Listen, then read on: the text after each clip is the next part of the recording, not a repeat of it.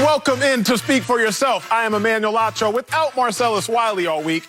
That means I'm without adult supervision. But I'll put it like this. Regardless of how good a weekend he had, I had, or even you had, the person who had the best weekend, head coach of the San Francisco 49ers, Kyle Shanahan, because over the weekend, Kyle Shanahan traded 2 future first-round picks, plus his 12th overall pick and a third-round pick for the Dolphins' number 3 overall pick. Why is that such a big deal? Because Kyle Shanahan now is in a prime position to draft the quarterback of his liking. Now remember, this genius of a man, Kyle Shanahan, whenever he's given a quarterback that he doesn't get to choose, he turns that quarterback into a great player. So now imagine when he's given a quarterback he does get to choose, how that quarterback will become an elite player. I'm going to take y'all back to 2009 when Kyle Shanahan was the offensive coordinator of the Houston Texans under Matt Schaub. Now, Matt Schaub had a 16-year NFL career, but he became a Pro Bowler in his 6th year under Kyle Shanahan. But then after Matt Schaub, think about 2012. Robert Griffin came into the NFL draft with me. Robert Griffin had some ups and some downs, but remember, this man, Robert Griffin, was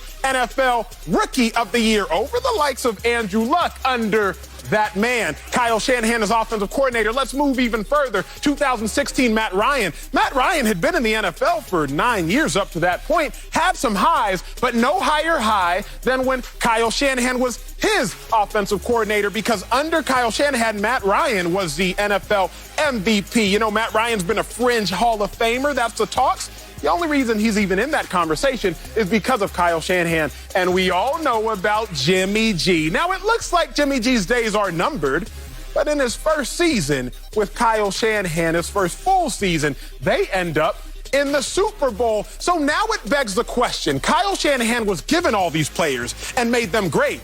If he hand selects a player, can he make them elite? The 3 players in question, assuming Trevor Lawrence goes number 1 and Zach Wilson goes number 2, you're talking about Justin Fields out of Ohio State. You're talking about Matt Jones out of Alabama. You're talking about Trey Lance, a young and up-and-coming prospect out of North Dakota State. But the question becomes, Justin Fields, Matt Jones, or Trey Lance, which one of these guys can Kyle Shanahan now make great? I don't necessarily have the answer, so I got to bring in a college football expert, Joel Klatt, because he's going to answer this question for me. So, Klatt, my guy, Justin Fields, Matt Jones, Trey Lance, which one of these quarterbacks should replace Jimmy G? Well, first of all, that was a great dissertation, and I'm going to hedge my bet a little bit here, Ach, and I'm going to say every one of those guys in certain aspects. Look, physically, it's pretty clear that Trey Lance has immense tools, right? And a skill set that might be even second to none in this draft. Now, there's a lack of experience there, and that's clear. Now, Justin Fields also has those physical tools, right? And I think both of those guys would be an upgrade from a physical standpoint over what Jimmy Garoppolo brings to the table.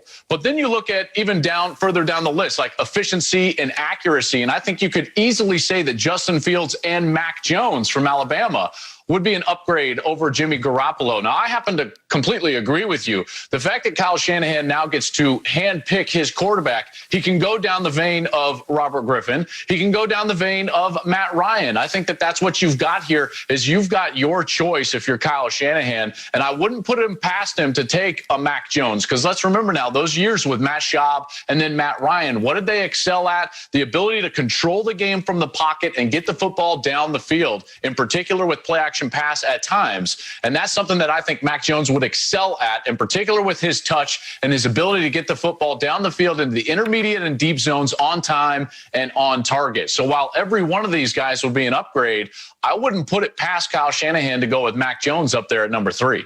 Mac Jones. I like it, Klatt. I like it. Thank you. I'm joined now by NFL analyst, expert, college football scout, Bucky Brooks. Bucky, what say you in response to what Klatt had to say and myself? Which one of these 3 quarterbacks do you think would be the biggest upgrade over Jimmy G? Who should the 49ers take? Oh, Justin Fields should be the pick. Justin Fields should be the pick because Justin Fields has all the talent to allow Kyle Shanahan to expand his playbook. When I think about it, and I like the names that you listed, Matt Schaub, that was nice, Matt Ryan, you could even throw Kirk Cousins in there. But I think what Kyle Shanahan is doing is he has quarterback envy. And I believe all these quarterback dominoes we're seeing, it all stems from the fact that of all the disciples, they got a chance to see Matt LaFleur play with a Hall of Famer in Aaron Rodgers. And they saw the playbook come to life. And I think these guys are sitting around Sean McVay and then Kyle Shanahan. They're sitting around looking at their guy and they're saying, I need more. I want someone who can take my plays and really bring them to life. I think an athlete like Justin Fields can do that. You talk about a guy who has 78 total touchdowns, 63, only 9 interceptions. And I know people are hung up on, he threw interceptions against Indiana. And Northwestern, he looked like he got stuck. Well, the beauty of Shanahan's system, he makes it easy for anybody and everybody. The fact that he made RG3 Offensive Rookie of the Year coming out of Baylor's system, we've heard you can't read routes in that system. I just think Justin Fields, a guy who has always been the guy playing at Ohio State, I think he will come to San Francisco and help them take it to another level. I'm going to agree with that, and I'm going to take it a step further with you, Bucky. I look at it like this. Let's talk about the young quarterbacks in the NFL right now that are great. You got Patrick Mahomes, Lamar Jackson, Josh Allen. If you want to side on the side of Baker Mayfield being better, throw his name in there. Even the older quarterbacks, Aaron Rodgers, they all have an athletic component. They all have the ability to threaten you with the legs, threaten you with their arm. Now, yes, Tom Brady is Tom Brady, the greatest of all time. But if you try to compare yourself to an outlier, you will always be on a misguided route. Because Tom Brady, he's someone that you should never try to compare yourself to or try to emulate the model of because he stands alone. So if you're Kyle Shanahan, I think it's Justin Fields. So many people say, Justin Fields, he never has to make more than one read. We undervalue coaches in the NFL because we just think that, if he couldn't do it in college, he can't do it in the NFL. Must I remind you, Matt Schaub, your great point, Robert Griffin. Robert Griffin played in a true spread offense at Baylor. I played against him in college. We were in the same conference. If Robert Griffin can go from Baylor to Washington and under Kyle Shanahan have a crazy type of development and growth, again, win Rookie of the Year, I think you got to take the dude in Justin Fields who's versatile enough to beat you with his legs, also versatile and capable enough to beat you with the arm as well.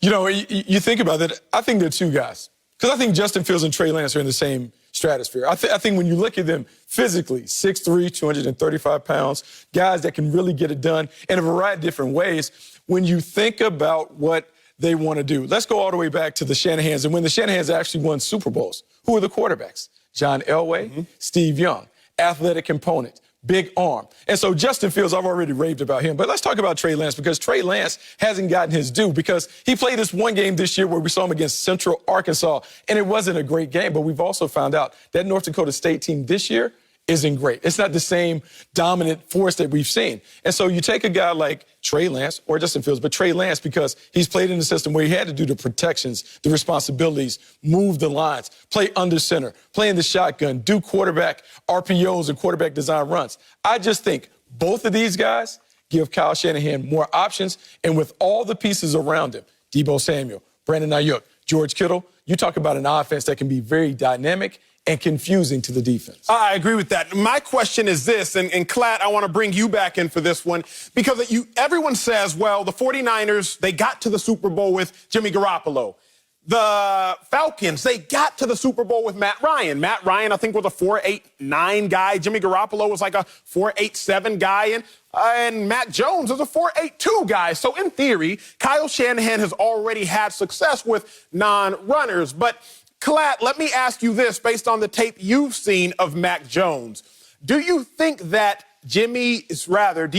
Kyle Shanahan should go with the quarterback who might be a little bit more polished right now in Mac Jones, or why not take the guy who has a higher ceiling in Justin Fields? Let me ask you, why do you think Mac Jones, because you've already said Mac Jones, why Mac Jones over Justin Fields?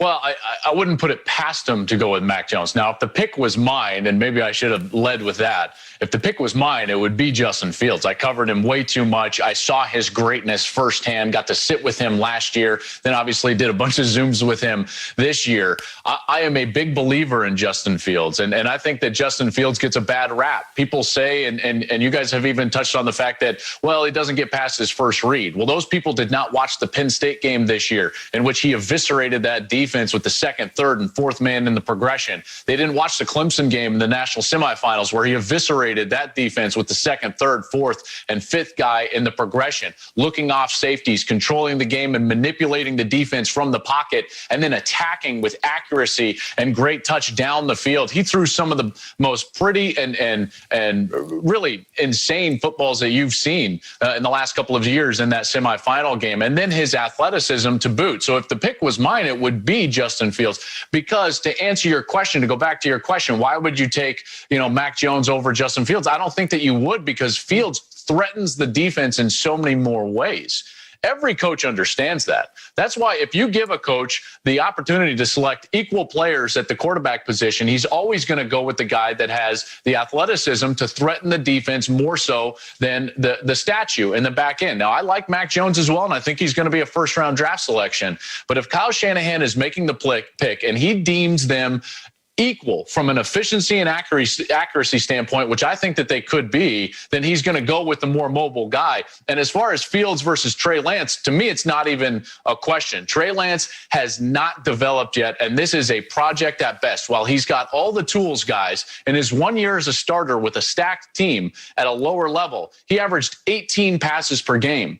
That's not enough. He's barely thrown 300 passes in college. That's not enough. Okay, so if you're going to go up there and trade the farm to go to number 3, you would evaluate these two guys, and I think you would land on Justin Fields. I like that. Clad, stay with me. I'm going to come back to you here in a second. But now that we've all kind of put in who we think the 49ers should take, I start to wonder, did the 49ers give up too much for that number 3 overall pick? I saw a tweet this weekend from my guy Ryan Clark, and it said, don't forget, the Bears traded up to draft Mitch Trubisky. I was like, uh-oh, he's on to something. Because everybody got so excited. Oh, my gosh, the 49ers are going to get the quarterback that they want. Well, the Bears thought they were going to get the quarterback that they wanted. The Packers traded up to draft Jordan Love. They thought they got the quarterback that they wanted. Let's go back to 2012. Washington traded up to get Robert Griffin. Now, obviously, Robert Griffin's career derailed due to injuries. They thought they got the quarterback they wanted. The Eagles traded up for Wentz. The Rams traded up for Goff. So many teams have traded up, sacrificed a lot, given a lot in order to get the quarterback that they, in theory, want. So, Klatt, let me ask you this, coming back to you. Do you think the 49ers gave up too much for that number 3 overall pick? I don't think that they did. The value is value. And obviously this is going to be answered better with hindsight. But they still have 9 selections in this year's draft. They still have 7 picks in the first 5 rounds. And they also get to do something that I think is much more interesting and much more long-term. They get to extend their Super Bowl window by making sure that their young, great players like the Bosas and the Warrens of the world get to have that second contract in San Francisco. Because now you're going to have a quarterback likely on a rookie contract when those deals are up, which means that you're going to have far more cap space in order to sign those players and keep them in a 49ers uniform. So you've extended the Super Bowl window, and if you can get it right with this selection, now you've got that selection, a young quarterback with lots of physical tools on a rookie contract with a great roster around him. So that's why I don't think the 49ers gave up too much. Oh, Joe, you hit the nail on the head.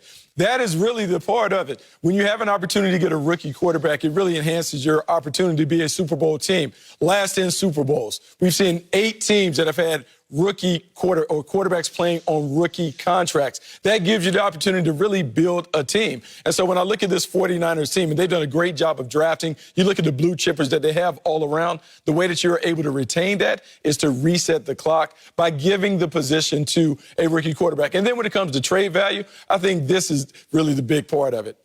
The quarterback is the most important position. If you feel like there's a franchise quarterback, you have to do whatever you have to do to get it done. We saw the Kansas City Chiefs also make a deal to go and get Patrick Mahomes. That served them well. We are looking at the Buffalo Bills, who made a deal to get Josh Allen. When you believe that you can get a quarterback that is a difference maker, you have to give up whatever is necessary to get him, because we've seen it pay big dividends for those teams. Totally agree. And here's what it comes down to is, if you think you can get a quarterback who is a difference maker, can your coach allow that quarterback to make the difference? And I think Kyle Shanahan has proven that he is a coach that will allow the quarterbacks to make a difference. I mentioned 2 previous players, Carson Wentz and Jared Goff. The Eagles and the Rams, respectively, gave up a lot to get those players.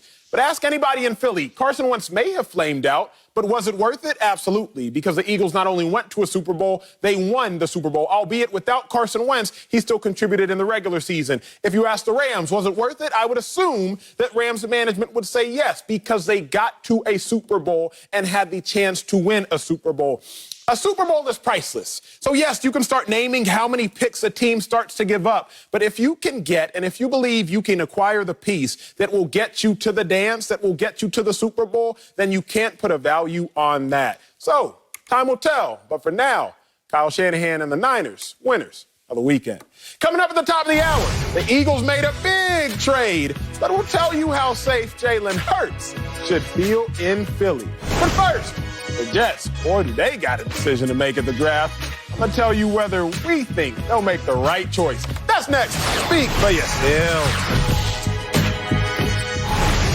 Let's head to the Big Apple. The Jets are entering their first season with head coach Robert Saleh. They have the number 2 pick in the draft, which comes with some big decisions, especially at the quarterback position. Now, allow me to let y'all in on a little secret. The Jets didn't make the trade that the Dolphins made this weekend. Remember, the Dolphins traded their 3rd-round pick to the 49ers for 2 future first-round picks and the number 12 overall pick in this year's draft. So if the Jets weren't willing to make that same trade that the Dolphins were willing to make, that must mean one thing and one thing only, that the Jets want to draft a quarterback. But why in the world would the Jets want to draft a quarterback if they already have Sam Darnold at quarterback, which had me thinking all weekend that the Jets are about to make a huge mistake come draft day. Now, I understand we all marveled over BYU's Zach Wilson, an incredibly talented quarterback, an incredible quarterback. And the reason we all marveled over him was because one miraculous throw that he made over the course of his pro day, he scrambles, he rolls left on air, mind you, and makes a heck of a throw. Daniel Jeremiah was speechless.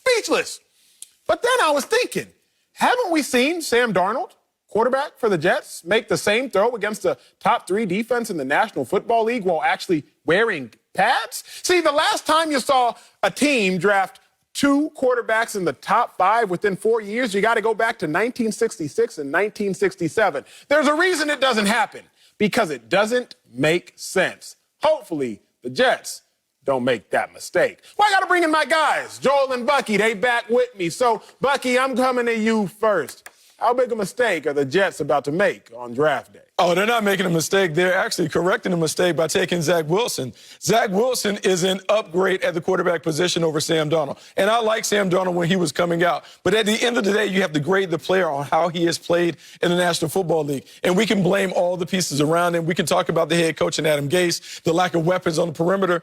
But Sam Darnold hasn't played very well. And so here's the decision that you have to make if you're the Jets. You can gamble on Sam Darnold and say Sam Darnold's going to play better in this new system. But at the end of the day, are you willing to commit a 5th-year option, $25 million, to a player who ranks down at the bottom of the league in completion percentage and passer rating, when you have a shiny new toy that's sitting right there in your face in Zach Wilson? And I know you say, Acho, the pro day didn't matter. It's on air. But the one thing that showed up on air, tremendous arm talent. The guy throws with touch, timing, and anticipation, throws on rhythm. He is remarkable when it comes to throwing. So you put him in this offense where we've seen it elevate others. I think you just want to have a chance to take a more talented player to put him in that situation than to deal with Sam Darnold at the quarterback spot. I totally disagree with you guys. and not that I'm picking Darnold over Wilson, right? I actually don't think it's quite that cut and dry. I think that they could do both. And Acho, I understand that you don't want them to take 2 quarterbacks this close to one another, but I think that if you're Robert Saleh, you can get kind of a peek under the hood, right? If someone gives you a suite at a hotel and they're like, hey, man, it's paid for tonight, so, like, you're good. You don't be like, nah, man, I don't want to stay in that suite. Like, you can peek under the hood. You're like, you've got a free look at Darnold. And let's not make the mistake of looking at Zach Wilson and his year this year and saying he's ready-made to start right now. I don't think that that's the case. Zach Wilson had 1 year that was significantly better than any of his other years as a starting quarterback. In that season, his team played 0 Power 5 opponents. Guys, that's a problem for me. That offensive line was way better than their competition. All right. And Wilson, while I love him, I think he is physically as gifted as they come. And by the way, I was speechless at that throw because I started thinking to myself, like, if Glad she running, you can like, make how, that I throw. started like 5, 10, 15, 20. I can't make that throw, certainly. But I will tell you, I think that they could have both guys. Like the 49ers are going to ride with Garoppolo probably for a year, allow one of these guys to come in. That if they can do both, why can't the Jets do both? So I don't think it's a foregone conclusion that they have to move on from Darnold in order to take Zach Wilson, who I actually believe is a bit of a developmental project. Klatt, let me answer that rhetorical question that you posed and then pose a question to you and Bucky. You said if the 49ers can do it, why can't the Jets do it? I think there's one simple answer. The 49ers are already a complete roster. They're a complete roster minus 1 or 2 positions. The 49ers' biggest question marks, health and a quarterback that they actually want. The Jets' biggest question marks, right tackle, right guard, center, left guard, quarterback, running back, wide receiver, slot receiver, X receiver, defensive line. I mean, the Jets have unlimited number of question marks, whereas the 49ers do not have. But I think the real question for me is very simple.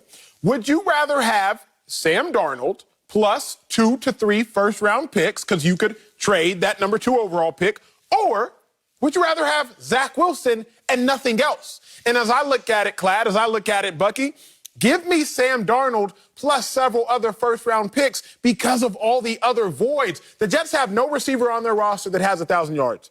They have no running backs on their roster, at least not the running back Tevin Coleman, who's slated to start, that's ever rushed for 1,000 yards. The Jets' offensive line, they're only solid at one position, left tackle, with Becton. So many question marks, which if I'm the Jets, stock up on draft picks and use that draft capital to fill all the other voids. Because don't just go for the new shiny toy like Bucky Brooks said. A new shiny toy will keep you happy for a moment, but not for a lifetime. Oh, no. It keeps you happy beyond Christmas. It keeps you happy for a long time. And the reason why it will keep the Jets happy is because, as Joel talked about in the previous segment, you get a chance to reset the clock. You get a chance to reset the clock on building a team that can eventually compete for playoffs and maybe a Super Bowl. And so I know you talked about them needing more weapons and more things. They still have multiple first-round picks in back-to-back years. It gives them a chance to get the young building block. Joel made a great point. They don't necessarily have to move off Sam Darnold when they bring Zach Wilson in. They can have a quarterback competition. They can even let Sam Darnold run the team next year and see if he's able to prove that, hey, it was everything else around me, not me, that was holding us back. So I think it's a no-lose situation if you bring in Zach Wilson, even if you keep Sam Darnold, because now you've at least attempted to solidify the most important position on the field while still having other assets to use on the spots that you sorely need to make up. I would throw out one more thing, too, and let's take this just to, like, run it forward a little bit, right? Because remember, it's not always about the decision right here in the here and now. But if you run it forward a little bit, next year's quarterback class is not quite as deep. So Sam Darnold may have more value in a trade next year than he does this year. There also is I would say, a really quality group in the top 3 in the offensive line, but they may be valuing one of those offensive linemen much higher than the other 2 that you would put in the top 3. And I'm talking about Penei Sewell from Oregon, Rashawn Slater from Northwestern, and Elijah Vera Tucker from USC. Let's say, for sake of argument, let's just say that they think Penei Sewell is the next Hall of Fame left tackle. And they're sitting there thinking, okay, we could trade out, but we're not going to get Penei Sewell, and we're not going to get Zach Wilson. And so we need this left tackle. What if they're thinking to themselves, we can't move out of number 2 because if we slide behind Atlanta, we're not going to get Penei Sewell.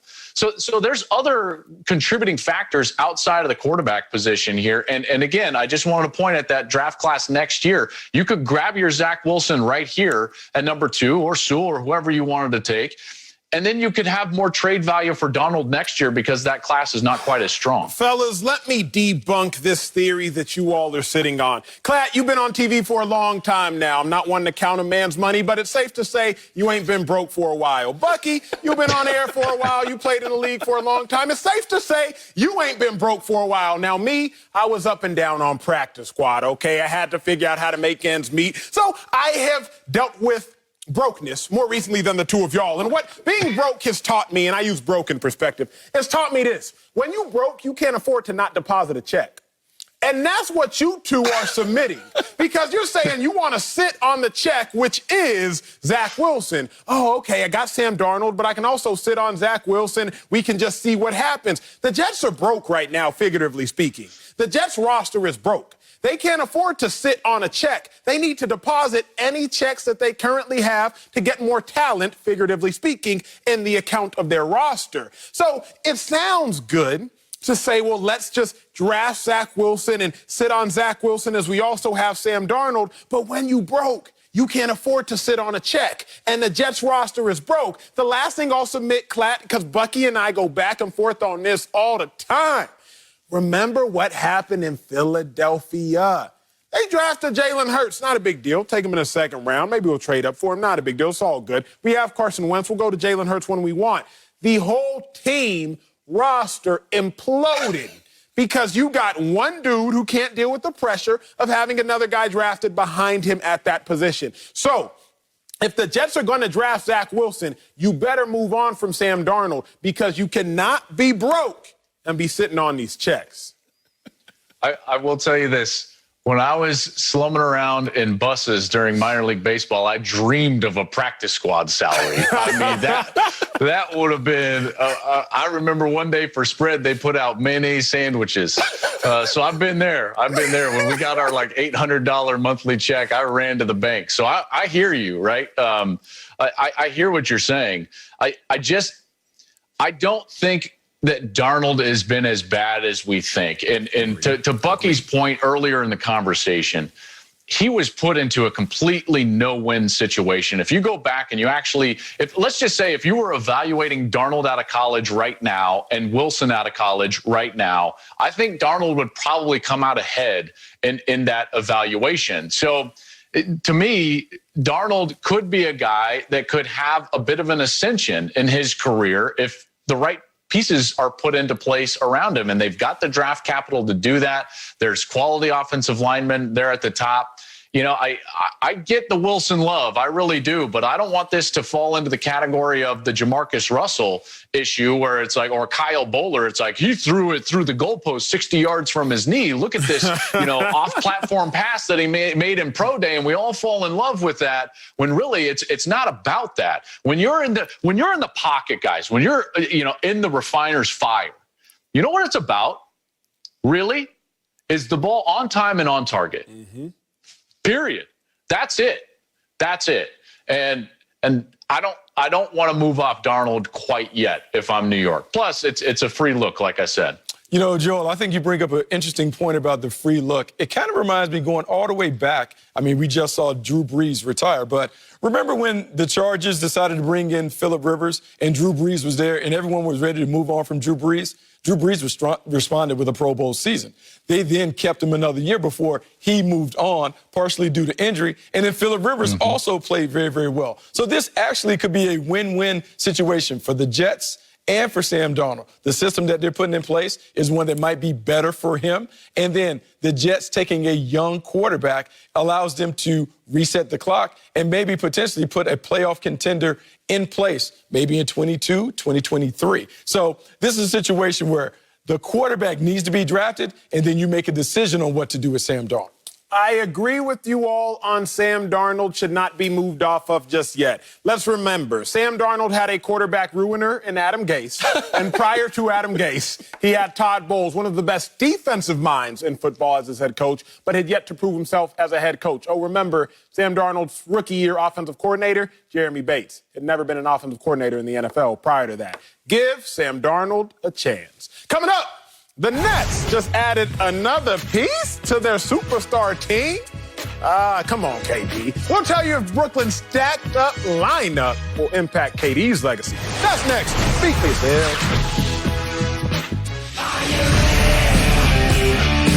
The Universal Championship triple threat has reshaped WrestleMania, and Edge is more dangerous than ever. But how will Roman Reigns and Daniel Bryan retaliate? It's an all-new Friday Night SmackDown, live at 8 Eastern on Fox. Welcome back. The Nets added 7-time All-Star LaMarcus Aldridge over the weekend to their already stacked lineup. Brooklyn has the number 2 seed in the East and have won 9 out of their last 11 games.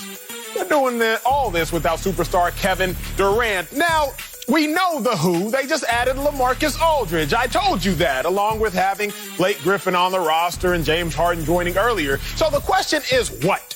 What does all this mean for Kevin Durant's legacy? And I can tell you this right now. It's not a good look. Must I remind everyone, Kevin Durant had to join a team with previous NBA MVP in Golden State, the team that already had the best record statistically in NBA history, that had already won a title without him. He had to join Golden State to go win a title. But after becoming a two-time NBA Finals MVP, we all said, let bygones be bygones. KD was about to go join the Nets, an up-and-coming team with really only Kyrie as its other primary superstar. That was fine. Then James Harden joined the roster, and we said, okay, James Harden, Kyrie, KD, that was fine. But then they added Blake Griffin in his 6 previous All-Star appearances. And now, LaMarcus Aldridge and his 7 previous All-Star appearances. It makes me just ask myself this. KD, how come all the squads you're joining or all the players you're recruiting have to be previous All-Stars for you to get it done? I understand at the end of the day you want to win chips and you want to win as many as you can. But at the point in which in years past you had to join a team with a 2-time MVP to win a ring, and then now you had to recruit a former MVP along with the likes of Blake Griffin, although he is older, along with the likes of LaMarcus Aldridge, although he is older. I just question, KD, what's it really mean for your legacy? Well, I got to bring in NBA analyst, my guy, Chris Broussard, CB, my guy, Slick Rick, and let's get their take on it. So, Slick, I'm going to start with you. How much does this impact, how much does this super team, this new super team, impact Kevin Durant's legacy? Yeah. I'd say it's going to impact his legacy, but I would say it's to the positive, not the negative, in terms of these guys coming to join KD in Brooklyn. The details, Acho, the details are important. First of all, you miscast what happened with Golden State. Please correct me. He didn't have to. He didn't have to go to Golden State. Golden State recruited him. We all know about Draymond Green saying, look, we can't get this done anymore without you. KD, could you come help us? And KD said, yeah, you need a Finals MVP 2 times. I'll be there. I'm there. Let's go win some championships. That's what happened there. Now, when it comes to Brooklyn, is he recruiting these guys? Or are these guys looking at KD and saying, you know what? I'd like to win a ring. And I know where I can get one. I can get one if I go to Brooklyn and join up with KD and James and Kyrie. Granted, it's not just KD, but the idea is we want to go someplace that we can win a championship, and KD offers that in Brooklyn. So the biggest part for me, though, at this point, because we don't know what's going to happen when it comes to the postseason, how good the Nets are going to be, whether it truly is a super team. But what this tells me is that while KD's reputation in the public and with the media is moody and sensitive and standoffish and all those things, that the talk around the league does not buy into he didn't get along with Draymond, so that must be KD's problem. He didn't get along with Russ, so that must be KD's problem. This demonstrates to me that players, no matter what their ilk may be, they look forward to playing Kevin Durant. So as far as that is concerned, to me, the only thing that I can judge in terms of changing his legacy is that his legacy is a guy that may not be the greatest teammate or a difficult teammate. That's being put to bed by all these guys running to Brooklyn. Yeah, I certainly agree with you on that, Rick. I don't think, I certainly haven't viewed KD as a bad teammate, even though he had his issues with Draymond in that last year in Golden State. I won't say you had revisionist history on your retelling of how he got to Golden State. I'll just say you had a different perspective. You are right. They wanted him just as much as he wanted them. But the question, to Acho's point, is regardless of how he got there, would he have 1 or 2 championships if he had not gone there? Bingo. And that's the question. Now, here's what it does. It doesn't, getting all these players in Brooklyn, I don't think it demotes KD. All right, he's an all-time great. He's, top 15-ish, somewhere around there. But it could hinder his ability to move up. So take these scenarios. When KD goes to Brooklyn with Kyrie, let's say that's the team plus Karis LeVert and the other role players that were already there. And they win the next 2 championships. Now, Kevin Durant is moving up the charts because you're like, he led his own team and they won these 2 championships. He didn't need the Golden State Warriors just to win a ring. But now with Aldridge and Blake, and they're the secondary parts, it really was adding James Harden. Now if they win the next 2 championships, okay, KD's got 4. That's great. He's still top 15-ish.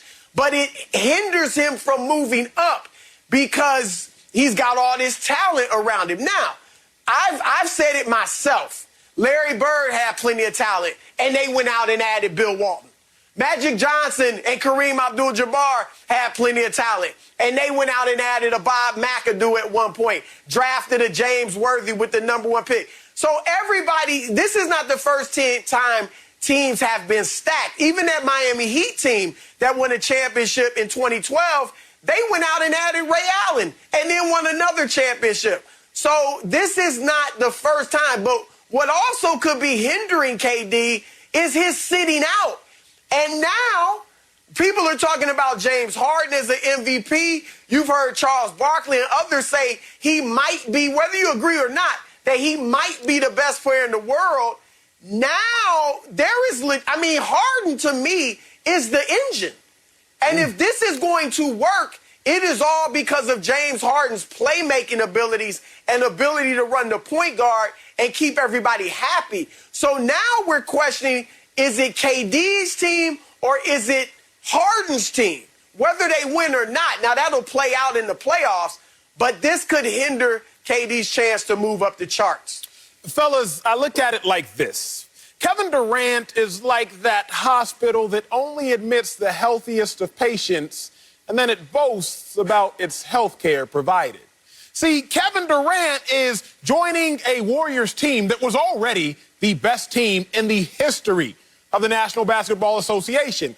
But then we all boast about his accolades because he was a 2-time NBA MVP. Must I remind you, Slick Rick, as I see your subtle hand gestures, the Nets currently have the best record in the NBA since Kevin Durant has been out at 15-3. So if my math and deductions are right, KD joined the best team in the history of the NBA by record, 73-9.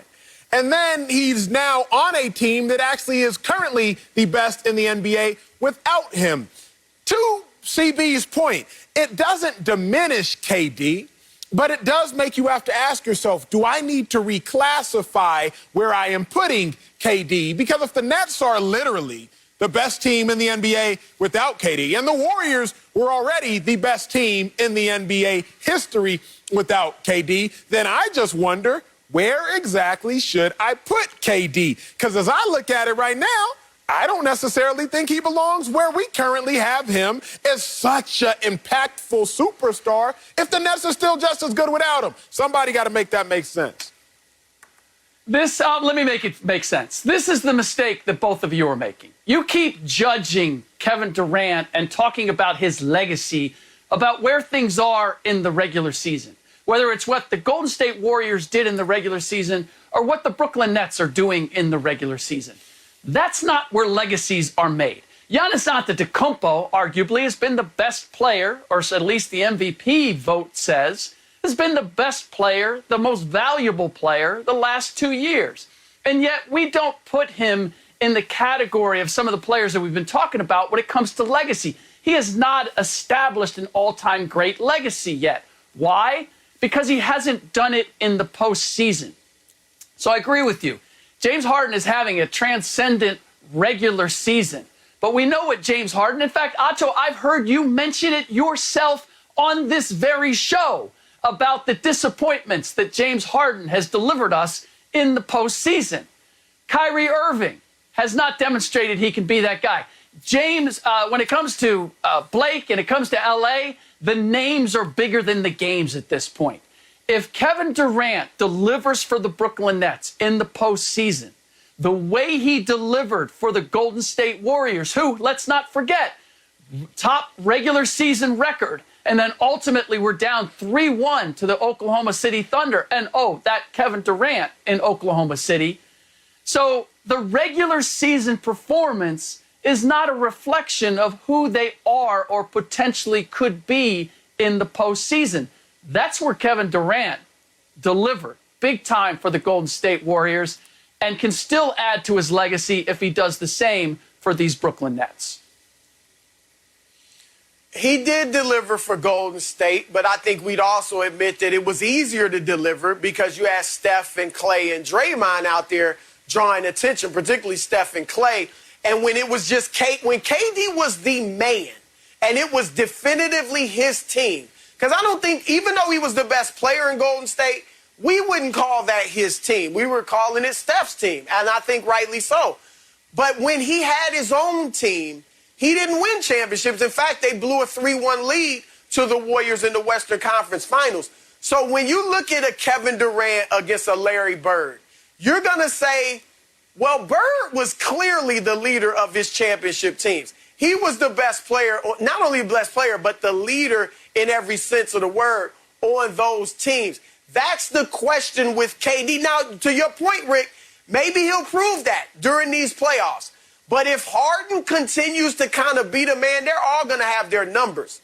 But we'll have to watch and see who's really making it work. Is it just KD just dropping buckets and hitting jump shots and giving you 29 points, but Harden's the straw that stirs the drink, and it really looks like his team? That's all what's going to come out. And if it looks like Harden's team, then when KD is measured against a Larry Bird, those are the types of things that could keep KD from jumping over a Bird.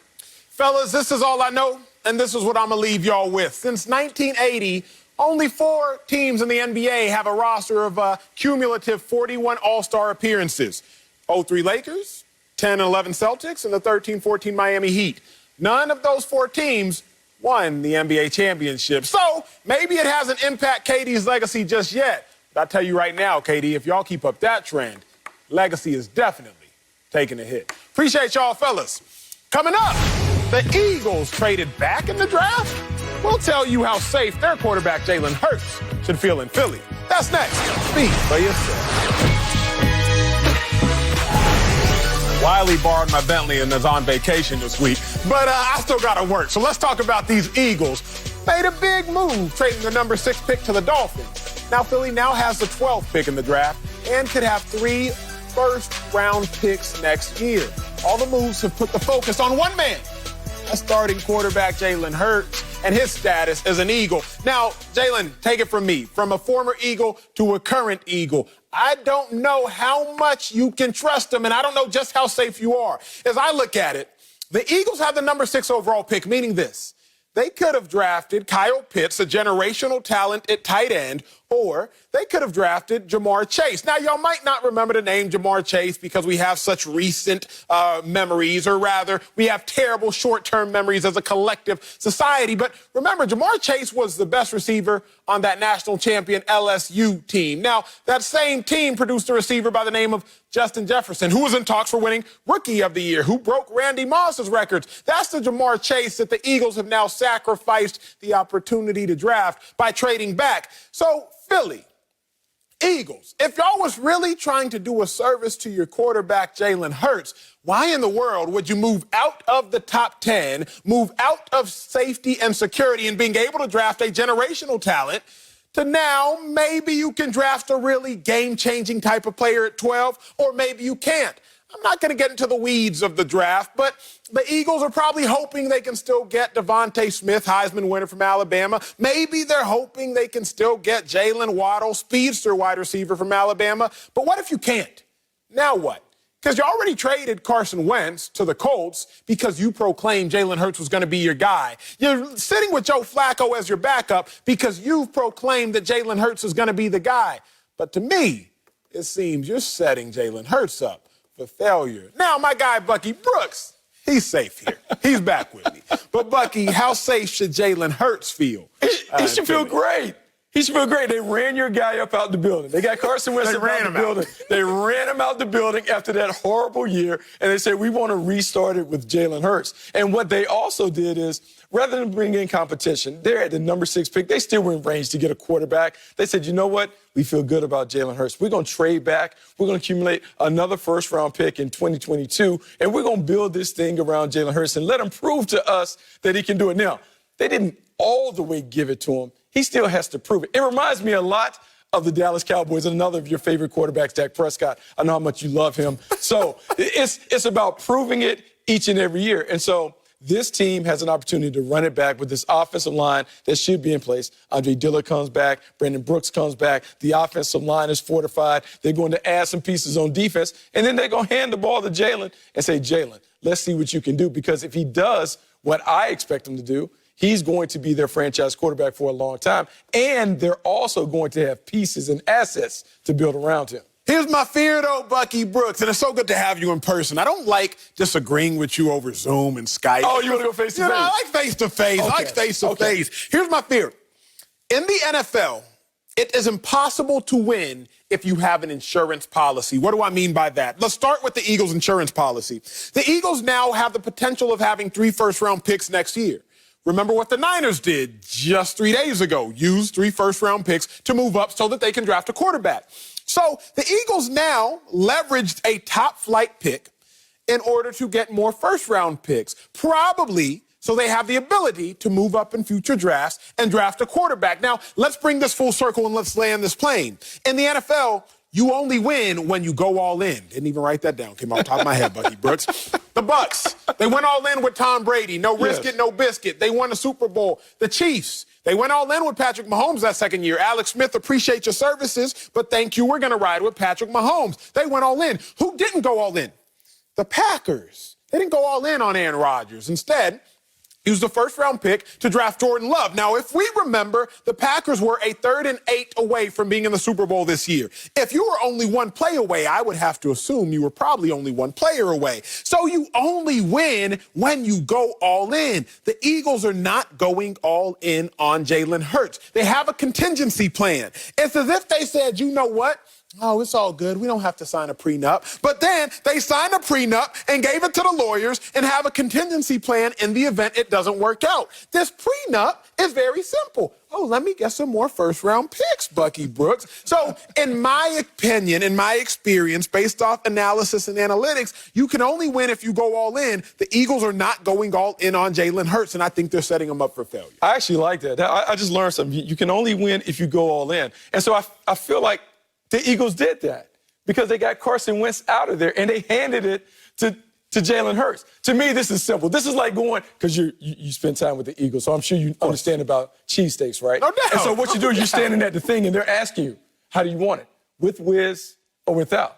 And what they did is they said, oh, we got to get this Carson Wentz up out of here because he's not good enough to be the cheese whiz. We're going to put the cheese whiz on Jalen Hurts. We're going to go all the way in and make this really about Philly. And so they got the tough quarterback, the quarterback who's gritty, the quarterback who is ready to get them to the next level. And I'm not saying next level, Super Bowl level, but next level in terms of competitiveness and maybe a playoff appearance. But then when you add the assets they've accumulated, 2 first-round picks next season, the draft this year where they can add more assets around him. Jalen Reagor should be a better player because I know everyone is beating him up because he was the number 1 pick and Justin Jefferson outplayed him. Year 2, maybe Jalen Reagor closes the gap.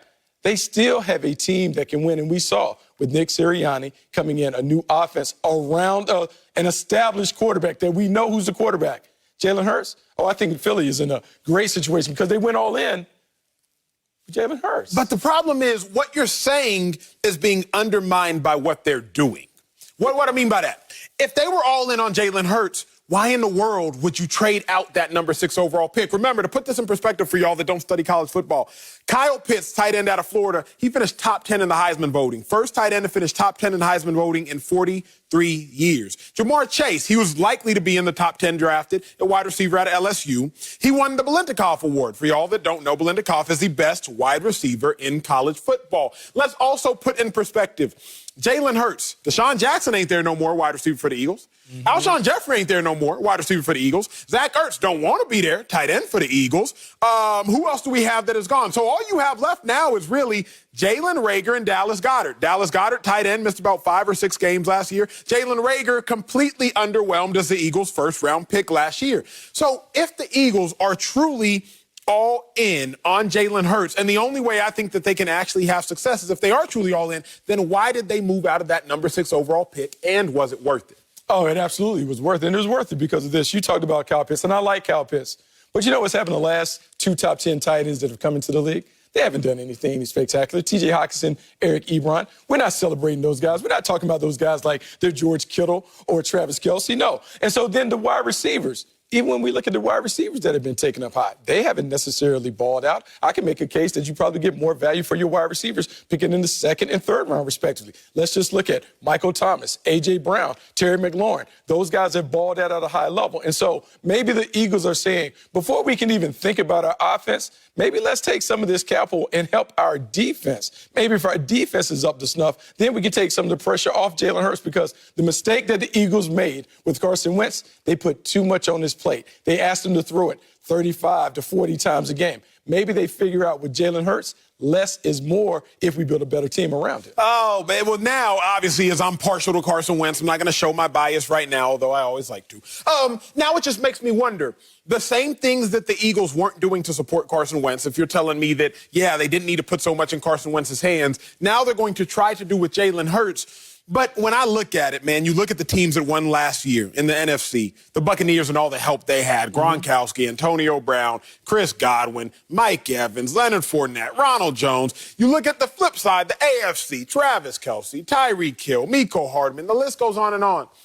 Then you look at the Eagles, Dallas Goedert, Jalen Reagor. To me, that's not nearly enough. To me, it's like, okay, Jalen Hurts, we're all in on you. We want you to be our guy, but we're not necessarily giving you enough to fully thrive in being our guy. Bucky, I think Jalen Hurts is on a 1-year deal. Not by contract, but I think Jalen Hurts is on a 1-year prove-it deal by reality. Because if Jalen Hurts doesn't get it done this year, after we shipped off Carson Wentz, the same Carson Wentz that at least helped lead us to the playoffs where we eventually won the Super Bowl, we done shipped off Carson Wentz. Jalen Hurts, you're only a 2nd-round pick. We don't love you all that much. Then next year, we're going to have 3 first-round picks, potentially, if Carson Wentz plays 75% of the snaps in Indianapolis. We're going to have 3 first-round picks. Look, Jalen Hurts, the time is now. If you don't do it now, I think they move on. Okay, now, I give you that. That was a fair argument. That was a nice way you tied it up. We kind of went the long way to get there, but that's a fair argument. It is a 1-year deal, but the NFL is year to year. What have you done for me lately? And so with Jalen Hurts, he has to know that he has to ball out. That's why I compared the situation to Dak Prescott in terms of each and every year he's going to have to prove to the Eagles that he can be a QB1. But the Eagles have kind of not the best of both worlds, but they've set themselves up. You talk about the insurance policy, but you need to have insurance. You don't want the house to burn down. And so they just want to make sure if Jalen Hurts flames out, they have picks to be able to get another one, but they may be looking at it as we think he can do it. If he shows us, then we can build it around him. If there is no better example of winning when you go all in, I look no further than Baker Mayfield, the Cleveland Browns out there in Berea, Ohio. They went all in on Baker. They got him the running backs he needed. They got him the tight ends he needed. They got him the wide receivers he needed. And most importantly, they got him the head coach he needed. And even Baker Mayfield and them lowly Browns have found out that you win when you go all in. Coming up, the Seahawks are still leaving the door open on trading Russell Wilson. We got Bucs players taking hometown discounts, and the Dolphins, they get it, going all in on Tua. I'm going to tell you if this is egregious or genius. That's next. Speak for yourself. Welcome back to Speak for Yourself. Now, my normal co-host, like I told you, Marcellus Wiley, he's not here. But I try to make him proud, so I'm still trying to find a way to use big words during the course of the show, because he always reminds me he went to Columbia and I went to Texas. So introducing a fun new game called Egregious or Genius, where I decide the moves that players or teams have made recently. Are they egregious or are they genius? Now, let's start with the Super Bowl champs. That's the Tampa Bay Buccaneers, because if y'all haven't kept track, the Bucs players are given hometown discounts like nobody's business. To put it in context, Leonard Fournette, he scored in 3 of their 4 playoff games. 1-year, $4 million deal? Rob Gronkowski's future Hall of Famer, he only signed a one-year, $8 million deal. But the one I got to focus on is the defensive end, Shaq Barrett. Now, Shaq Barrett, he signed for what seems like big money, but when I put it in context, you're going to see it was egregious. Shaq Barrett, he signed a 4-year deal worth roughly $60 or so million.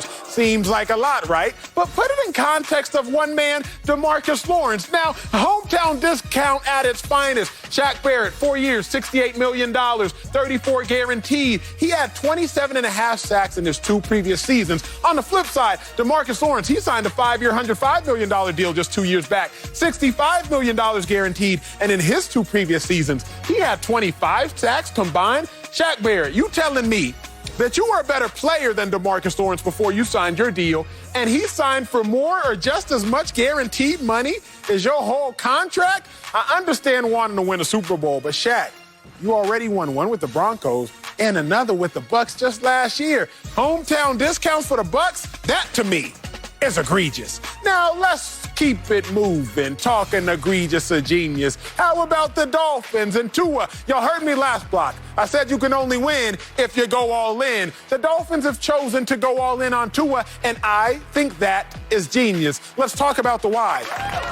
Tua, last year, 6-3 as a starter. Those 6 wins, the same amount of wins as one quarterback, Justin Herbert, who won Offensive Rookie of the Year. Justin Herbert, keep in mind, was 6-9 as a starter. Joe Burrow, who we were all raving about, 2-7-1 as a starter. Even Jalen Hurts, only 1-3 as a starter, but Tua got 6 wins. Tua, 64% completion percentage. Put that in perspective. League average was roughly 65%. So coming off that grotesque injury his last year in college, to stay right in the mix with NFL average. And then lastly, 11 passing touchdowns to only 5 interceptions, roughly a 2.2 touchdown interception ratio, league average 2.3. Genius by the Dolphins. Don't get distracted by the bright, shiny toys of Zach Wilson out of BYU and Justin Fields. Remember, you got a shiny toy in yourself and Tua. Genius by the Dolphins to go all in. And lastly, we got to talk about another quarterback, Russell Wilson. Because the Seahawks are still leaving the door open on a Russell Wilson trade. To me, egregious. Again, just because things have been rough as of late don't mean they've always been rough. Look at where Russell Wilson and Pete Carroll fall in the history of the NFL as far as wins combined. Terry Bradshaw, Chuck Noll, they're at the top of the list. 158 games started, 107 QB wins. But then you got Russell Wilson and Pete Carroll. 144 games started, 98 QB wins. And lastly, they're right above Roger Staubach and Tom Landry, the greats from Dallas. 114 games started, 85 wins. If things go as they always go in Seattle, and Russell Wilson and Pete Carroll win roughly 11 to 12 games and make the playoffs, they will be the winningest quarterback coaching duo that has never broken apart, and the quarterback has not played for another team. So I understand things have been shaky in Seattle. I understand, just like the weather, things have been a little gloomy and a little rainy. But Seahawks, it would be egregious, and it is egregious, to leave the door open on trading Russell Wilson. So that's it. I tried to sound a little smart this block. I hope y'all enjoyed. Coming up, we got to talk about the Niners, because all signs are pointing to the Niners drafting a quarterback. I'm going to tell you when they should move on from Jimmy G, because it ain't a matter of if. That's next. Speak for yourself. Welcome back. The Niners, they moved up to number 3 in the draft in a huge deal. It included sending 3 first-round picks to the Dolphins. Now, the move is expected to result in a quarterback, putting Jimmy G's future in question. But Adam Schefter says the Niners have no plans on trading Jimmy G. I love my guy Adam Schefter, but I know this much. The 49ers are lying. Because it's not a matter of if Jimmy G is going to get moved from the Niners. It's only a matter of when. So now the real conversation that needs to be had is, when should the 49ers move away from Jimmy G? I was doing some podcasting this weekend and I heard something. We often undermine future success for short-term success, meaning this: we think if we want to get ahead in the long term, we have to get ahead in the short term. If we want to play in the NFL, we got to put a football in our hands by the time we're 2 or 3 years of age. But that's not always the case, particularly in the National Football League. Let's talk about the top 5 quarterbacks in the NFL last year.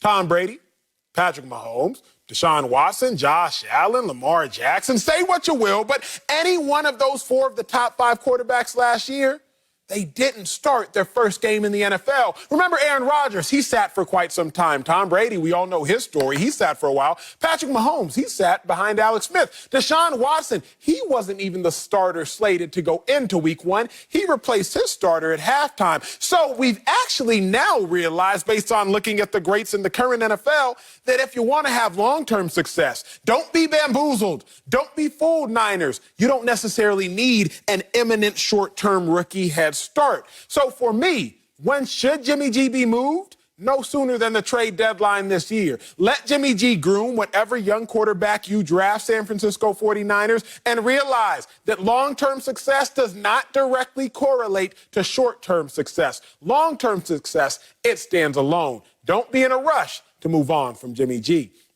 I got to bring in my dude, Greg Jennings. I'm in a rush to hear from him.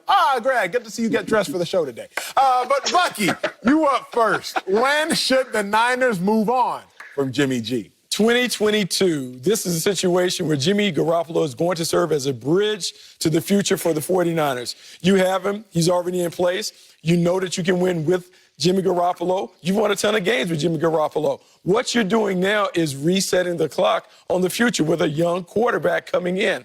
And what better situation for a young quarterback than to come into one where you don't have the immediate pressure of having to play?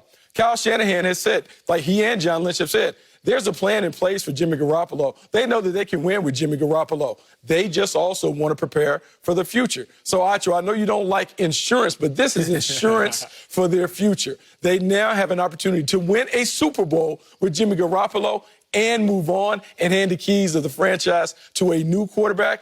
We saw it happen in Kansas City. Alex Smith played at a high level, a Pro Bowl level, before they handed it to Patrick Mahomes, and they took off and actually played better with the new quarterback.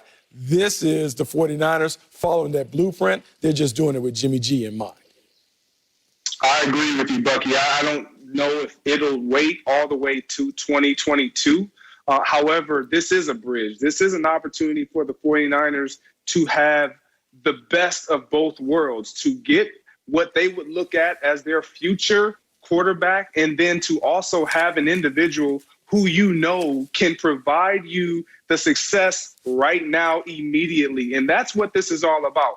Kyle Shanahan is not just about the short term. He's about both short term and long-term sustainable success. And that's John Lynch. That's their will or their desire when you look at this organization, how they've drafted so well. And so they're preparing. They understand that, okay, Jimmy Garoppolo is not a bad quarterback. When healthy, we saw what he was able to do and what he provided. He allowed us to get to the Super Bowl, but it wasn't solely on his shoulders. So with that, I say you might have an opportunity to entertain, to get your quarterback and to allow him to get some reps in this season upcoming, as well as learn from a guy like Jimmy Garoppolo of how this system works, what it looks like. Because so often I think quarterbacks are expected, especially when they're drafted top 5, to come in and to save a franchise and to turn it around. That's not at all the case for whatever quarterback that is drafted by the 49ers. Their expectation will be to continue the success that is going to be built and that they've already established, barring or with the exception of this past season because of injury. So they're in a win-win situation in 49er land. I do think that the 49ers would have to really fight against the norm. They'd have to swim upstream, if you will. Greg, Bucky, I agree with y'all wholeheartedly that it's not a matter of starting whatever rookie quarterback the Niners draft right away. That would be dumb. But if you're the Niners, you've looked at places like the Eagles. They trade up to draft Carson Wentz. They start him right away. The Jets, in drafting Sam Darnold, they start him right away. But remember, I offered you all the positives of the top 5 quarterbacks last year and how none of them started right away. But then look at the quarterbacks who struggled the most last year. Sam Darnold, like I just mentioned, he had the worst passer rating in the entirety of the National Football League last year. Day 1 starter. Carson Wentz last year went from riches to rags, if you will. He was a day 1 starter. Now, I attribute their shortcomings last season to several different things. But I don't think it is a coincidence that the best quarterbacks in the National Football League were not thrust into action right away, and the quarterbacks who have struggled last year in the National Football League were thrust into action right away. Yes, there are outliers. Dak Prescott, outlier. Russell Wilson stole the job from Matt Flynn his rookie year back in 2012, outlier. But if you want to follow the trends of the norm, the 49ers aren't actually in a crazy rush to win right now, because being real, you probably not beating the Buccaneers next year anyway. They returning all 22 starters. So you might as well go ahead and bid your time. Don't undermine the progress of your young quarterback and see what happens in the future. No. You're always in the business to win games, and they've proven that they can win games. Yes, you are. But there's a difference between being in the business to win and realistically having a greater chance. For example, Jimmy G, Bucky, he's not going to give the Niners a greater chance to win than the young quarterback they draft, at least not in their mind. Well, he's won 75% of his game. He took the 49ers a year ago to the Super Bowl, and now we're saying that he's not good enough for them to use him as a bridge starter? Come on, Acho. This is just about his business. Jimmy Garoppolo, we love you for 2021, but we're moving on in 2022 unless you play at an elite level. It's much like the spark that the Green Bay Packers gave Aaron Rodgers when they brought Jordan Love in, and all of a sudden Aaron Rodgers returned to an MVP level. Competition brings out the best in everybody. It's a little competition for Jimmy Garoppolo. They're going to keep him around and see if they can win some games while grooming the guy for his job. Yeah, the one thing that I do disagree with you about, Acho, is they do have the team and they do believe they have the roster configured right now to win. Let's not forget, as Bucky, you just alluded to, this team was in the Super Bowl and was leading in the Super Bowl against the Kansas City Chiefs a couple years ago. This team had a tremendous list of Pro Bowlers, all-pro talent on their injured reserve list. They feel like if we can be healthy and we can have Jimmy Garoppolo play at a level that is sustainable throughout the course of a season, not only do we have an opportunity to compete for a Super Bowl, but we have then the added opportunity for a young guy to sit and develop and learn more about the offense and how we want to do things around here and the culture, and then take on. And what that will provide is capital for them, because now Jimmy Garoppolo, you alluded to this a little bit, Bucky, if he plays at an extreme elite level, then now your value for him is even through the roof. Now you have teams potentially who are going to be in that quarterback carousel all over again next year, looking at and knocking down your door, ringing your phone, trying to acquire about Jimmy Garoppolo because they know you're going to move on potentially from him. But here's the issue, fellas. The Niners are walking a fine line of having their cake and eating it too. I'm rarely so blunt because I try to be kind, but I'm on a show now with the former Super Bowl champ and all three of us being former NFL players. So be real, G. Be real, Bucky Brooks. Who has to take primary ownership of the Niners not winning the Super Bowl? It's Jimmy G. So close is cool, but what do they say? Being close is only cool in horseshoes and hand grenades? Like, Jimmy G is the reason they didn't win the Super Bowl if we had to put primary blame on one person. Don't tell me it was the defense's fault. If you picked Patrick Mahomes off twice, you did your job. Wasn't the running game's fault. They rushed for 150 yards in that game. Running game did their job. Jimmy G missed a big-time throw to Emmanuel Sanders with him wide open. And Jimmy G, when the ball was in his hand, I believe it was on 2nd and 4 with about 6 minutes left to play, or 2nd and 6, he didn't necessarily make the throw. Chris Jones made a better play, bats the ball down. All of a sudden, Chiefs go on, Chiefs win. So it sounds great in theory that Jimmy G can be a long-term bridge guy. I don't really know if you hold on to Jimmy G for the sake of the Niners or if you hold on to Jimmy G for the sake of the accurate development of your younger quarterback. I'm not really holding on to Jimmy G for Jimmy G's sake. Like, I'm only holding on to Jimmy G so that I can develop my young quarterback longer, because I realize this. If I sit my young quarterback, he'll be better in the long term. So I'm really just using Jimmy G for the replacement I've drafted behind him. Well, yeah, but that's fine. It's not about intent. It's about the execution. The execution is to keep Jimmy Garoppolo in place, to let him be the bridge quarterback. Whoever the young quarterback is not going to be ready. And we can talk about whomever. They're not going to be NFL ready. There's no plug-and-play young quarterback. So you have a proven starter, a starter who has won at a high level, a starter who has been a starter in the Super Bowl, who had your team winning in the fourth quarter. So I'm not sitting here advocating for Jimmy Garoppolo to continue to be the 49ers franchise quarterback for the next decade. But I'm saying in 2021, he absolutely should serve as the starter to allow the next generation, the next QB1 to be ready to take the San Francisco 49ers to higher heights. Yeah, ultimately, look, I believe in what John Lynch and Kyle Shanahan are doing. And they'll get rid of Jimmy Garoppolo. And I hate to say get rid of Jimmy Garoppolo, but they'll move on when the time is right. And that time will be when they have seen enough from their rookie, whoever they decide to go with. But again, to Bucky's point, and even to your point, Acho, you have to take advantage of what you have in-house. And Jimmy Garoppolo is proven enough. Even though he didn't get it done in the Super Bowl, he was in the Super Bowl. He allowed you the opportunity to have that opportunity. And that's all teams want, is a chance. And Jimmy Garoppolo, when he's healthy and when the team is healthy, gives this 49ers team a chance to compete next year. Final thought, Greg. If you were John Lynch and Kyle Shanahan, when exactly would you move on from Jimmy G? If I saw enough from my young rookie during the middle of the season, I'm definitely going to try to give him some reps. But if Jimmy Garoppolo is struggling, you got to insert the young guy. Bucky Brooks, same question. You're Kyle Shanahan, you're John Lynch, you're running the 49ers. When specifically are you moving on from Jimmy G? 2022, before the draft, we're moving on for Jimmy Garoppolo. He is our starter this year unless he gets hurt, but I see Jimmy Garoppolo as the starter in 2021. I'd give Jimmy G some time. I'm not as lenient as you, Bucky. I'm right around where Greg is. I'm going to start Jimmy G throughout the course of the season, but by the trade deadline, I've moved on from Jimmy G. I'm going to try to acquire some draft capital before the end of the season. Coming up, are the Ravens' playoff struggles Lamar Jackson's fault? Say it ain't so. We gonna answer that next. Speak for yourself. Welcome back. Lamar Jackson, that dude, won his first playoff game last season, but he's still only 1-3 in his career in the playoffs so far.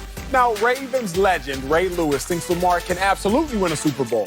But added quote, you're going to have to surround them with the right pieces. Well, let's add a quote from not Ray Lewis, but from Marcellus Wiley. Criticism is the cost of praise. Lamar Jackson, I've given you your praise, so it's time to properly assess the criticism. Now, so many people have blamed the shortcomings of the Baltimore Ravens on their lack of threats at wide receiver. But remember, they used a first-round pick on speedster out of Oklahoma, Hollywood Brown, who was a stud in college. They used a third-round pick on, again, a beast tight end in Mark Andrews, who was also a stud in college. So many people are blaming the Ravens organization for not being able to properly recruit free agent signings. But what if wide receivers don't necessarily want to go play in Baltimore because they're not convinced that Lamar Jackson can get the job done? See, I think Lamar Jackson deserves a little bit more of the blame or questions about the success of the Baltimore Ravens than he's getting. Now, I'm not making a mistake. I'm not questioning the talent of Lamar Jackson overall, but what I am questioning is,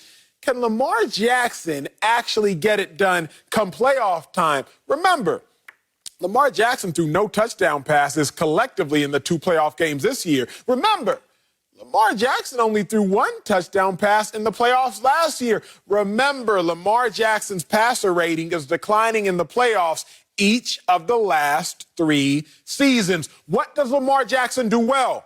You better believe him and that offense are going to be able to run the ball. They've led the league in rushing yards the last 2 years. But the question is that I've been asked is the same question that I will ask y'all. It's rhetorical, but it still rings true. Why drive when you can fly? The Baltimore Ravens, they're incredibly efficient at driving or running the ball, if you will.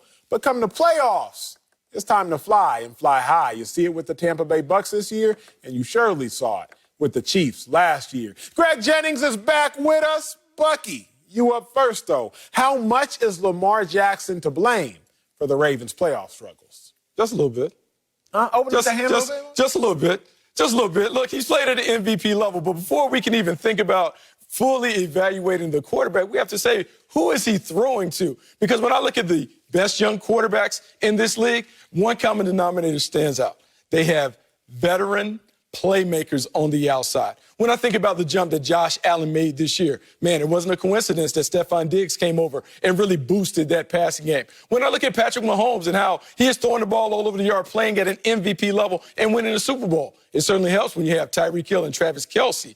When I think about Justin Herbert really taking the league by storm, man, Keenan Allen is a true baller. And so when I think about what Lamar Jackson is playing with, I mean, let me see.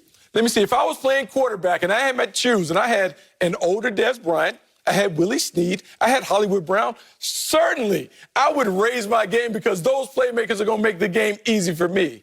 No. If we want to fully evaluate Lamar Jackson, we have to make sure they have a number one receiver in place before we do that evaluation. When the Baltimore Ravens get Lamar Jackson to number one, then we will truly see if he's good enough to get them to their Super Bowl level. I agree with both of you, and I'm gonna start with Acho. Acho, I'm gonna put a lot more blame than Bucky is on Lamar because he is the quarterback, and in the postseason, there is so much more pressure at that position for you to play at an elite level and to raise the play of the guys around you. Going to Bucky, your point. Now they did spend first-round draft picks on talent. However, he does not have a true, and I'm not talking about tight end, I'm talking about a receiver, someone that can get out on the perimeter and can just break the game wide open. He doesn't have that. As great and as much speed as Hollywood Brown has, he drops the ball. He's not super reliable for a guy like Lamar Jackson. But when you look at Lamar Jackson, I can't just pass the buck to everybody around him. He has to be better. Acho, you mentioned something. When it comes to free agency, why aren't receivers flocking to go play with this MVP?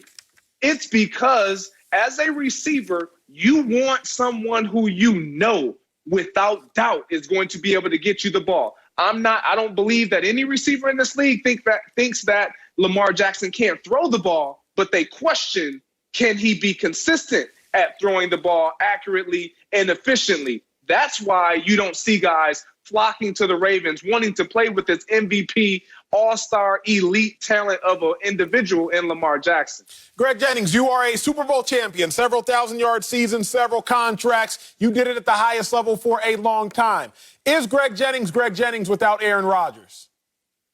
Greg Jennings is not Greg Jennings without Aaron Rodgers. That doesn't mean that I wouldn't have been an effective player. Like, I was going to be effective. I truly believe that. However, as your quarterback goes, you go. Think about this. When I moved on and went to the Minnesota Vikings, it wasn't that I fell off. My play didn't just fall off. My quarterbacking fell off, though. And but I can't solely put that on my quarterback. Now, there was things that I could have done to possibly help a young Christian Ponder and a Teddy Bridgewater and a Matt Castle and all the revolving door of quarterbacks that I started to have after I left the Brett Favre and Aaron Rodgers. But when you marry a great quarterback, and Bucky, you mentioned it, every quarterback you named has a true number one guy. Lamar Jackson does not have that. However, when you do not have a true number one guy, the pressure is now on you to make them work. But that begs the question, and I'll come back to you, Bucky, here shortly, but it goes back to that chicken and egg conversation of what came first. See, what comes first, the true number one receiver or the quarterback making the receiver number one? I would probably submit, that Davante Adams wouldn't be Davante Adams without Aaron Rodgers. I know for certain Julian Edelman wouldn't be Julian Edelman without Tom Brady, nor Chris Hogan, nor Wes Welker, nor anybody else. All the quarterbacks, the great quarterbacks, they help make their receivers great receivers. Tyler Lockett, he had 15 catches, 200 yards in a game last year. Tyler Lockett, like the dude that's supposed to be a punt return and kick return specialist for the Seahawks, drafted in the third round, DK Metcalf. The same DK that everybody slept on is now supposed to be one of the best receivers in the National Football League because the quarterback helps make the receiver great. So, Bucky, when you say you only put this much blame on Lamar, I just have to ask you, Marquise Brown, Hollywood Brown, would he have been enough elsewhere? Mark Andrews, would they be doing more elsewhere? I'm just now starting to peer into Lamar Jackson and just ask the question, are some of your players not putting up the same statistics in part because of your shortcomings? Well, look, there's some of that certainly comes into place. On a podcast, my podcast partner, Daniel Jeremiah, likes to say it takes 3 Ps to get a young quarterback up and running to help him be great. Protection, playmakers, and play calling. So, look, their offensive line is solid. They do a great job of running the football and all of that. Playmakers, I've pointed to. But one thing we never talk about when it comes to the Baltimore Ravens, their play calling. At some point, we have to shed the light on Greg Roman and say, is he the guy that can get Lamar Jackson to the next level? Because we saw this before. We saw it with Colin Kaepernick. Colin Kaepernick came to the league, was bang, like Haley's Comet, took off, was making all of these plays. But then over time, people began to catch up to that scheme. And so as I look at the Baltimore Ravens, in 2 years, Lamar Jackson has been phenomenal.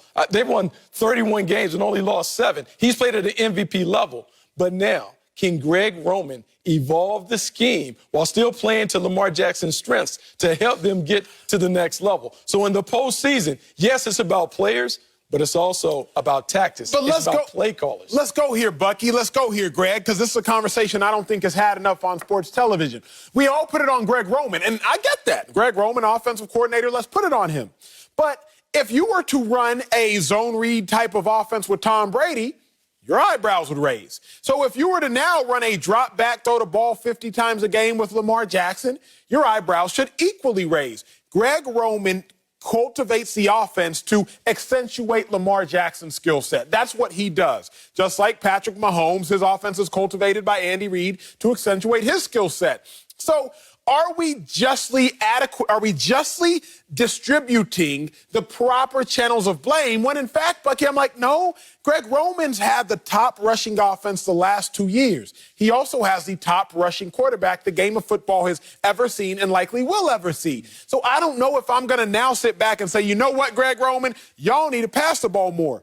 Because maybe what he's seeing is like, sure, we can pass the ball more, but then our rushing offense will be about 15th, our passing offense will be about 15th, and we'll do nothing great. We'll just end up being ordinary.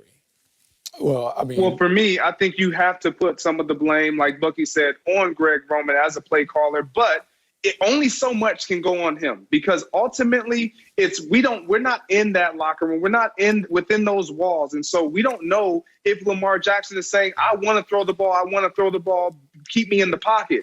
But everyone outside, all of us as spectators, we know what he can do. So does Greg Roman. So does everyone in that locker room. And everyone knows if you don't allow Lamar Jackson to use his legs, why is he going to be an elite talent? Is he going to be the same elite talent? So you play into what he does well, but you have to evolve. Like you said, Bucky, I thought the Seattle Seahawks did a great job with Russell Wilson early in his career, not putting so much on his plate, allowing him to still run the ball, get outside the pocket, and have the option to pitch it, throw it, scheme up things that allowed him to perfect his throwing ability. And now we see what Russell Wilson is. Can Lamar Jackson take that next step? Well, he needs a play caller to believe in what he believes in when he sees him run that football the same way when he drops back to throw it. Here's what we know. Lamar Jackson and the Ravens averaged 29 points per game in the regular season, only 13 points per game thus far with Lamar Jackson in the playoffs.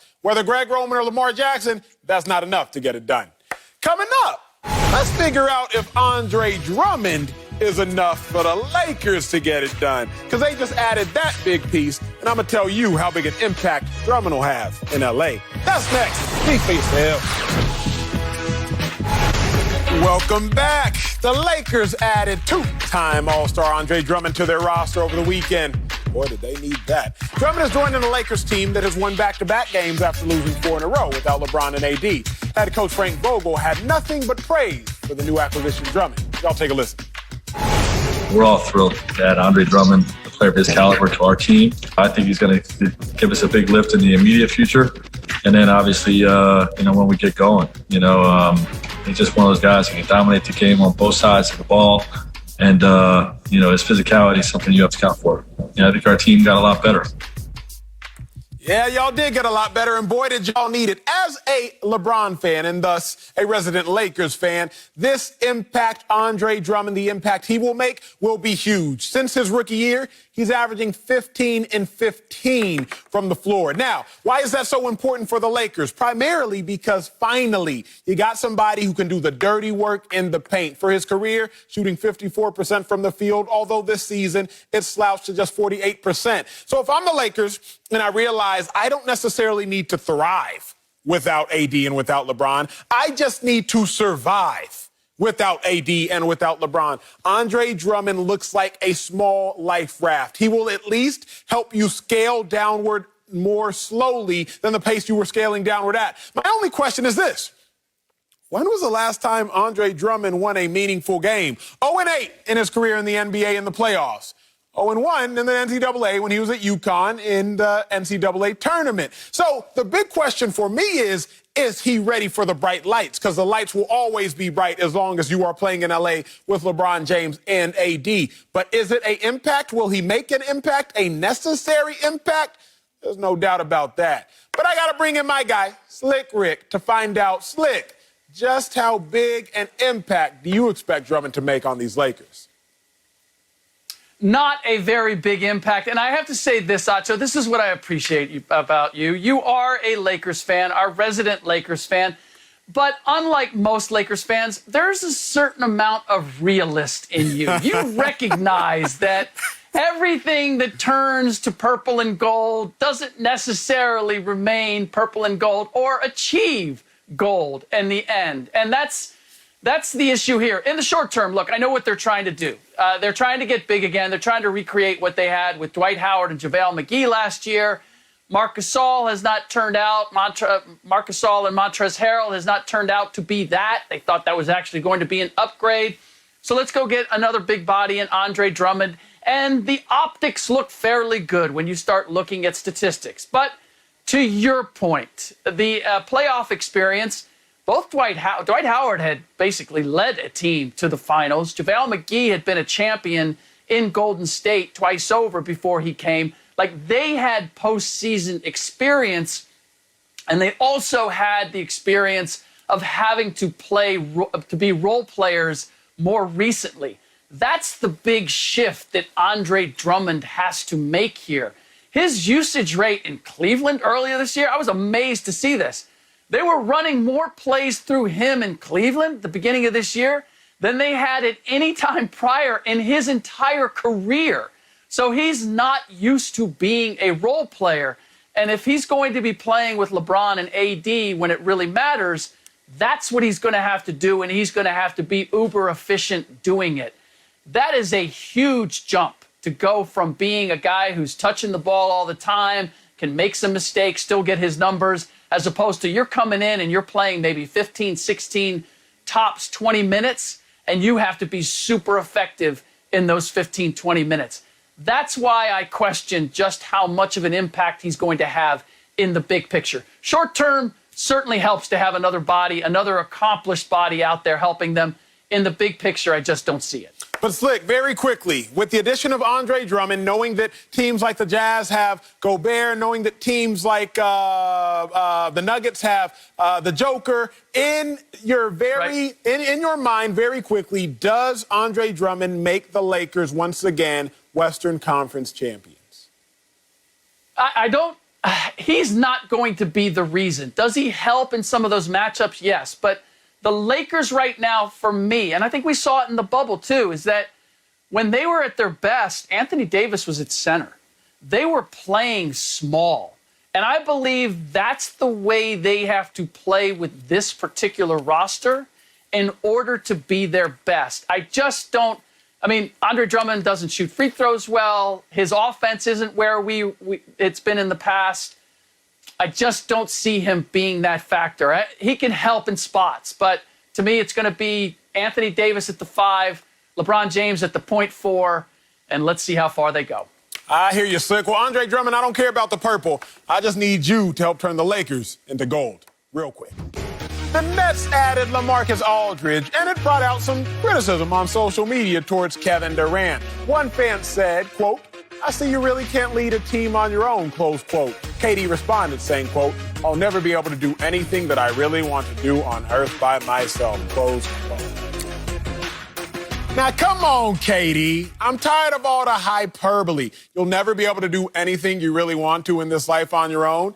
You was tweeting on your own, wasn't you? You really wanted to do that. You breathing on your own, ain't you? You really want to do that. So let's stop with the hyperbole and let's just talk real. KD, when we're talking about not being able to win chips on your own, it's can you win a chip without another MVP on the squad? We saw Kawhi, what he did when he went to the Raptors. He made some noise. KD, can you win a chip without another superstar on your squad? You saw what Dirk did even when he dethroned the Heat. It's not about winning a chip by your own, playing 1 versus 5. Just do it without an MVP. Watch that live.